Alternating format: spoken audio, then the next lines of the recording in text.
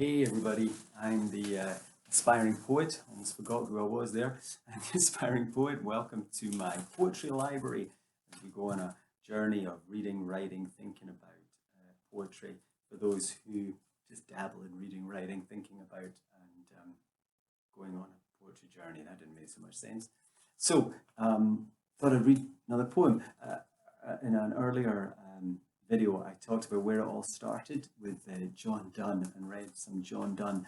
I have to say, yeah, I read a bit of poetry over the years, but I think a few years ago there was one poet that really grabbed me and made me want to write, actually. And that's the American poet Billy Collins.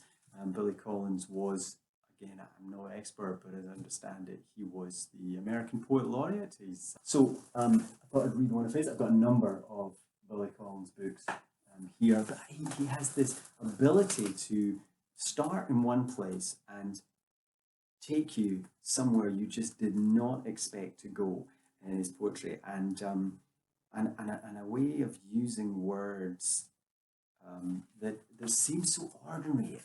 Billy Collins, it seems so easy, it seems so ordinary. This is a Billy Collins poem from his book Picnic Lightning. Picnic Lightning.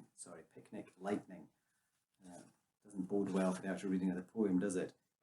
Anyway, this is a beautiful poem, one of my favourites, called Afternoon with Irish Cows.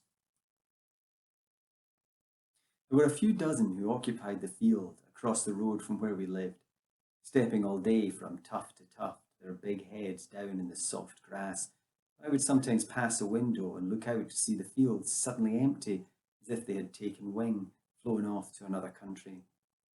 Then later, I would open the blue front door, and again the field would be full of their munching, or they would be lying down on the black and white maps of their sides, facing in all directions, waiting for rain. How mysterious, how patient and dumbfounded they appeared in the long quiet of the afternoons.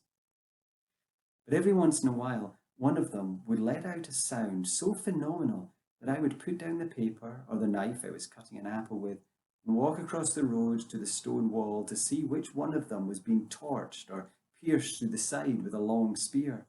Yes, it sounded like pain until I could see the noisy one anchored there on all fours, her neck outstretched, her bellowing head labouring upward as she gave voice to the rising, full-bodied cry that began in the darkness of her belly and echoed up through her bowed ribs into the gaping mouth.